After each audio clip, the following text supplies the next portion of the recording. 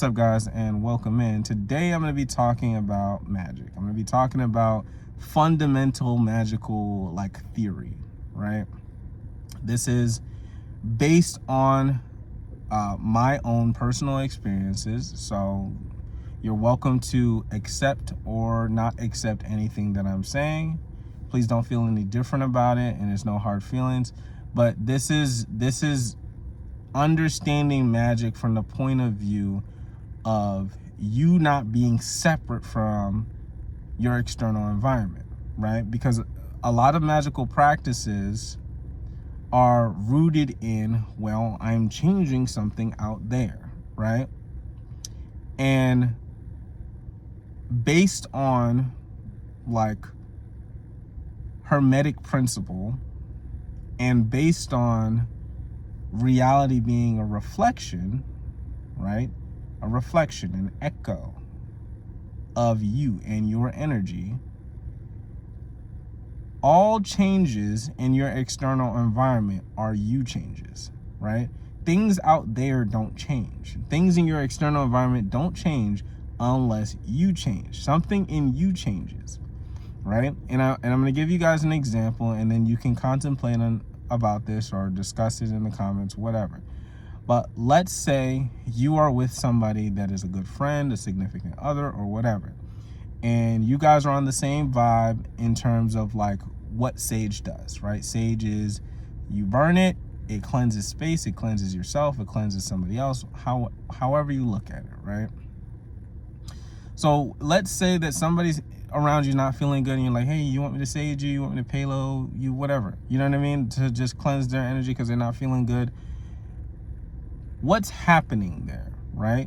You might be asking yourself, well, am I cleansing their energy, or is something in me changing, right? Because at the end of the day, it always points back to you, because you're the creator. So when you sage somebody, right, what's happening is that you are shifting to a parallel reality, right?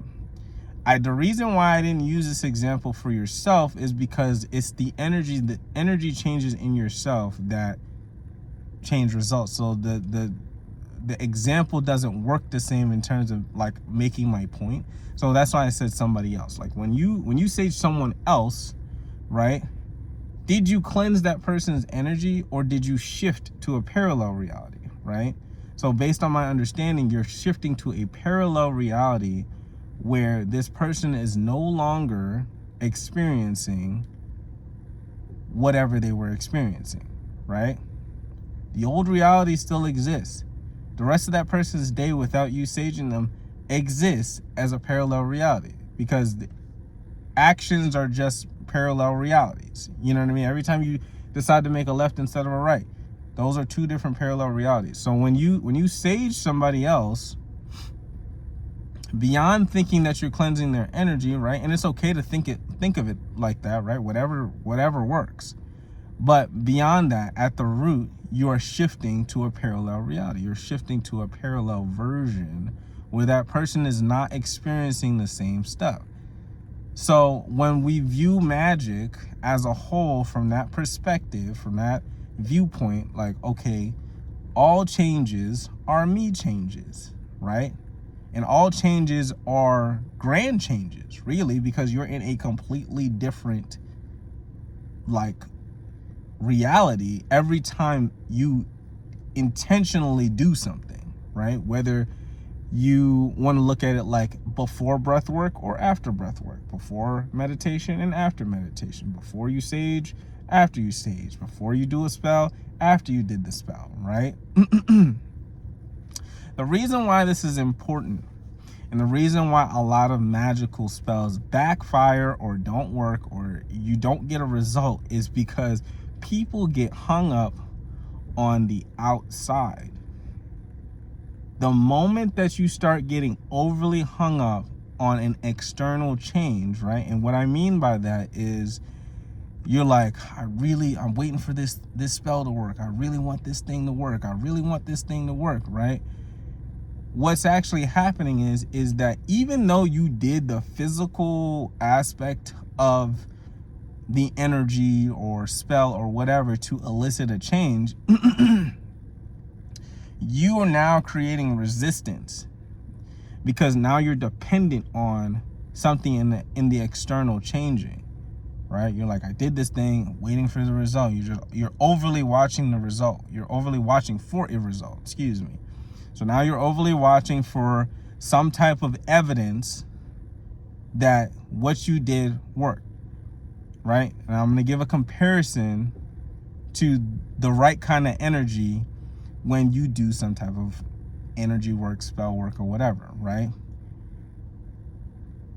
This is the same way I would advise somebody to just live their life, but it is trust, right? Trust that that is going to have some type of an effect, right? Because when you start overly watching something, it's indicating doubt. It's indicating that you're not on the other side of it, or you're not going to get it, right? It's the overwatching of a result, or hanging on to like some type of result, is the equivalent of you saying, I don't have it, right? Now, when you do spell work, many things have to be aligned in order for you to get a result. So when your mental energy, which is the most potent energy that you have, when your mental energy and focus is not on having a result, but just doing the spell and letting go and just being like, okay, I understand that this is going to work itself out, right? I already did my part. I did my part. I did my physical part in this physical playground that we're doing. I did my part. I know that this is going to have some type of result, right? You don't have to watch it. You don't have to wait on it. You don't have to do anything else, right? But the moment that you start observing the external environment for some type of result, that's when stuff backfires, right? You don't have to observe it anymore. It's done. That's how you have to approach like spell work and rituals and stuff like that. It's done. You don't have to understand how it's going to happen. You don't have to understand the details or the timing or any of that stuff. And that's the same thing that I say about life. You don't have to understand how the universe is going to piece together stuff, right? You just understand, I did my part, or I'm here as a vessel for the universe to channel whatever it is it needs to channel through me, whether that's creativity and ideas or just sitting and relaxing. Whatever it is, you just trust that it's going to work. Okay, so I hope that this brief lesson on being aligned with whatever ritual or spell work that you're doing, I hope that this was helpful, and I will talk to you guys later.